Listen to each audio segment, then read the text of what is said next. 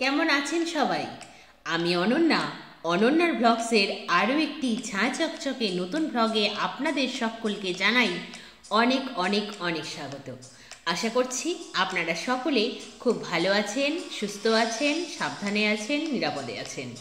আমরাও বেশ ভালোই আছি। আজ দিনটি রবিবার, পয়লা অঘ্রাণ। পয়লা অঘ্রাণ মানেই আমাদের মনে পড়ে যায় নবান্নের কথা। হ্যাঁ, আজ দিনটি নবান্নেরই দিন। সেই স্কুল জীবনে পড়া সোনার ধান্যে হবে নবান্ন তোমার ভবনে ভবনে, ঠিক সেই মতোই আজ দিনটি নবান্ন।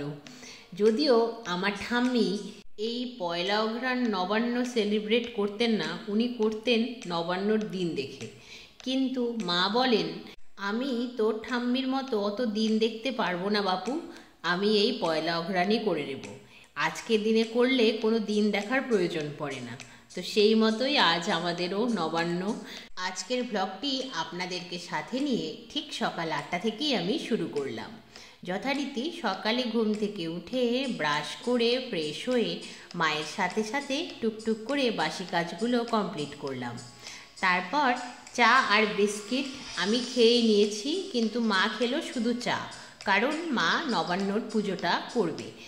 আর এদিকে বাবা যেহেতু ভীষণ অসুস্থ, ঠাম্মি বেঁচে থাকাকালীন ঠাকুরমশাই এনে নবান্নর পুজো হতো, কিন্তু এখন ঠাম্মিও নেই, সেই রীতি ধীরে ধীরে বিলুপ্ত হতে বসেছে। কিন্তু আগে কালীবাড়িতে গেলেও এবার মা বলেছে ঘরে যে ঠাকুর রয়েছে গৃহদেবতা, তার কাছেই নতুন চাল কলা গুড় দিয়ে মনের বিশ্বাস নিয়ে ভোগ দিয়ে দিলেই হয়ে যাবে পুজো দেওয়া। আমি বললাম, তুমি যেটা ভালো বোঝো মা সেটাই করো, কারণ আমার হাতটা তো বিশেষ ভালো অবস্থায় নেই, ব্যথা প্রচণ্ডই। একদিন মেডিসিন খেলেই যদি কমে যেত, তাহলে কি ডক্টর আর 3 মাসের জন্য মেডিসিনটা কন্টিনিউ করতে বলতেন?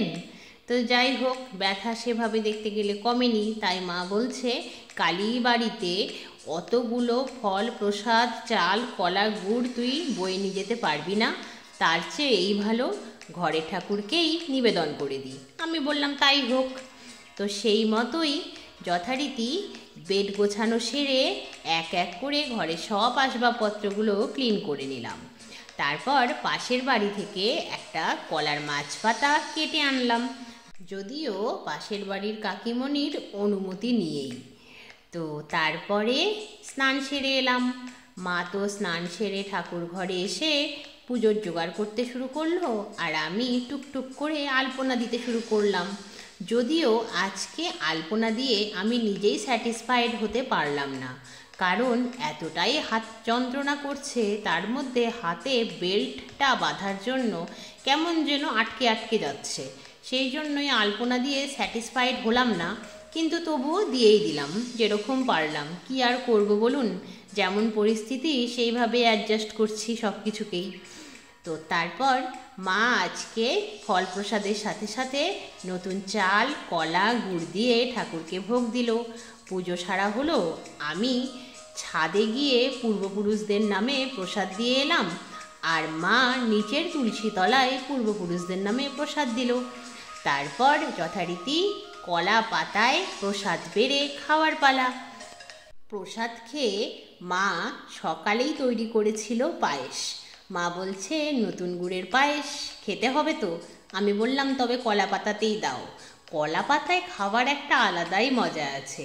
ছোটবেলায় যখন গ্রামের বাড়িতে নবান্ন উপলক্ষে যেতাম, ঠামি নিজেদের কলা বাগান থেকে কলা পাতা কেটে আনার ব্যবস্থা করতেন। তারপর সেই কলা পাতাতে শুধু প্রসাদ নয়, লাঞ্চের সময় ভাতও খাওয়া হতো। ভীষণ আনন্দ হতো কলা পাতায় খেতে। আর এখন সেসব দিন আর কোথায় বলুন? এখন এই 4 দেওয়ালের মধ্যে বন্দি শহরের জীবন। আর পাশের বাড়ি থেকে পুজো করার জন্য একটা কলা পাতা দিয়েছে, সেটাতে আর যাই হোক, পুজোতে ব্যবহার করার পরে প্রসাদ খাওয়ার পরে ভাত খাওয়ার মতো কলা পাতা আর অবশিষ্ট নেই। যাই হোক, যেমন পরিস্থিতি সেভাবেই মানিয়ে নিতে হবে বলুন। কিন্তু এটা ঠিক, এই নবান্ন, লক্ষ্মী পুজো, দুর্গা পুজো, এই সমস্ত পুজোতে ঠাম্মিকে আমি ভীষণ মিস করি। এমনিতেই ঠাম্মির কথা মনে পড়ে, চোখের কোণ ভিজে আসে, কিন্তু এই অকেশনগুলোতে রীতিমতো আমি কেঁদেই ফেলি, কারণ ঠাম্মিকে আমি ভীষণ মিস করি এই অকেশনগুলোতে। তার হাতের রান্না যেমন ছিল দারুণ, তেমনই আরও একদিকে সে ছিল আমার ডার্লিং ঠাম্মি, যার কাছে মন খুলে সব আবদার করা যেত, যার কাছে মন খুলে সব কিছু শেয়ার করা যেত। তাকে দেখে, তার সাথে মিশে আপনার মনেই হবে না তিনি আমাদের 2 জেনারেশন আগের মানুষ। এক জেনারেশনের আমি, আর এক জেনারেশন আগের আমার মা বাবা, তারও আগের জেনারেশন। বুঝতেই পারবেন না তিনি এতটাই মডার্ন ছিলেন। কি আর করব, কালের নিয়মে সবাইকেই একদিন পৃথিবী ছেড়ে চলে যেতে হয়। আমার ঠাম্মিও তেমন চলে গেছেন আমাদের সবাইকে ছেড়ে দিয়ে। আর কি করা যাবে, যেমন পরিস্থিতি সেইভাবেই নিজেদেরকে মানিয়ে নিতে হবে।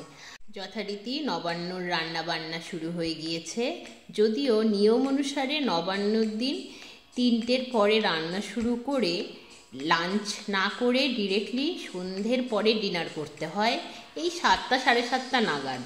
কিন্তু আমার বাবা যেহেতু ভীষণই অসুস্থ, তাকে না খাইয়ে রাখা যাবে না, তাই আমরা যথারীতি এই 3টের পরে শুরু না করে 1টার দিকে রান্নাবান্না শুরু করেছি। আর রান্নাবান্না বলতে বিশেষ কিছু রান্নাবান্না আজ হচ্ছে না।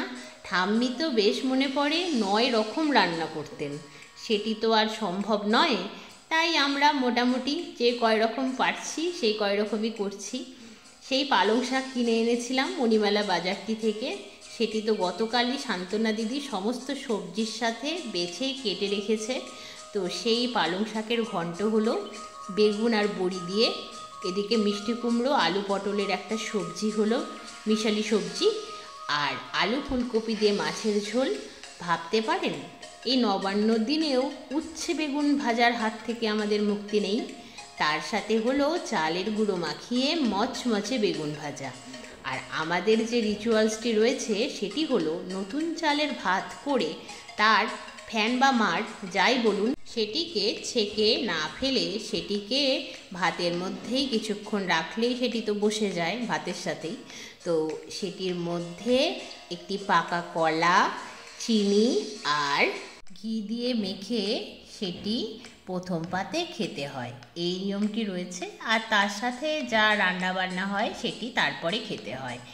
তো যথারীতি রান্নাবান্না কমপ্লিট হলো, তারপরে বাসনগুলোকে মেজে ধুয়ে নিলাম, কারণ শান্তনা দিদি সকালে ঘরগুলো মুছে দিয়ে গিয়েছিল আর বাসনগুলো মেজে দিয়ে গিয়েছে, আগামীকাল সে ছুটি নেবে।